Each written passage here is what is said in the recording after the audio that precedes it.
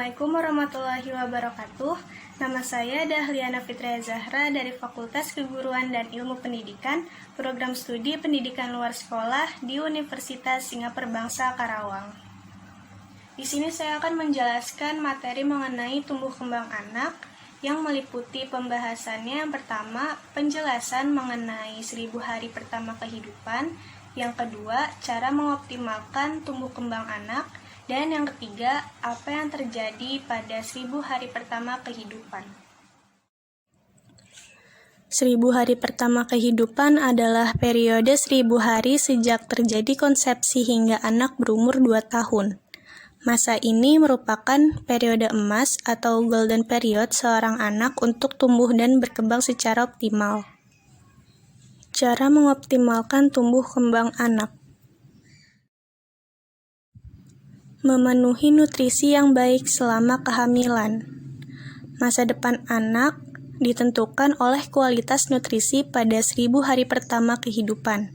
Di masa ini, tumbuh anak, termasuk otak, berkembang sangat cepat dan nutrisi yang baik menjadi fondasi yang sangat penting.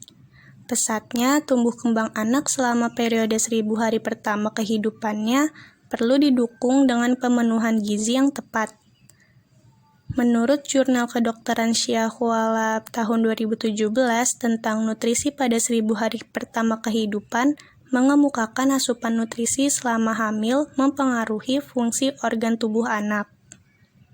Kebutuhan gizi ibu selama kehamilan yaitu karbohidrat, protein, lemak, asam folat, kalsium, zat besi, vitamin D, dan yodium. Rutin memeriksa diri ke dokter kandungan. Rutin cek ke bidan atau dokter kandungan menjadi agenda yang penting selama kehamilan.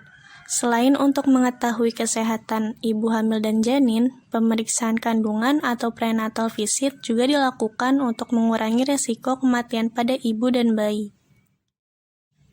Melakukan IMD atau inisiasi menyusui dini.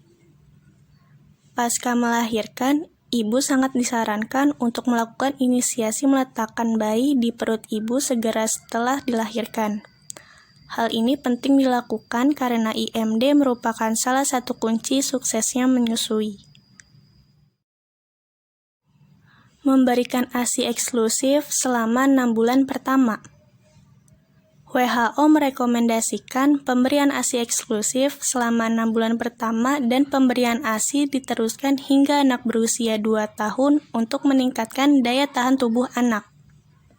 Pemberian ASI eksklusif hingga 2 tahun juga dapat mempercepat pengembalian status gizi ibu, menurunkan risiko obesitas, hipertensi, dan kanker payudara pada ibu.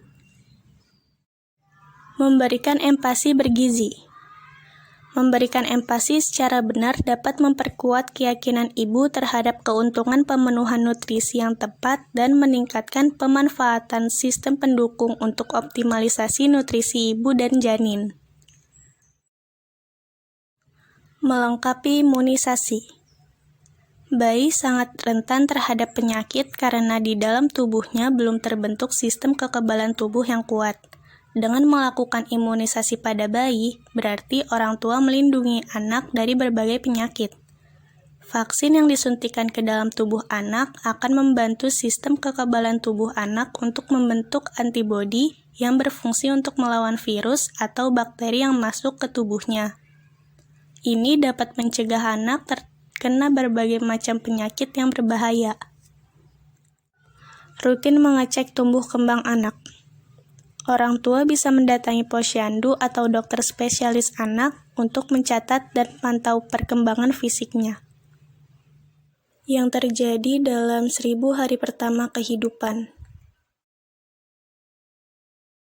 Pesatnya perkembangan otak, pertumbuhan badan yang sehat, perkembangan sistem metabolisme tubuh, dan pembentukan sistem kekebalan tubuh yang kuat. Pada 1000 hari pertama kehidupan, otak anak berkembang dengan pesat. Meskipun otak manusia akan terus berkembang dan dapat mengalami perubahan sepanjang hidupnya, inilah masa perkembangan yang paling cepat.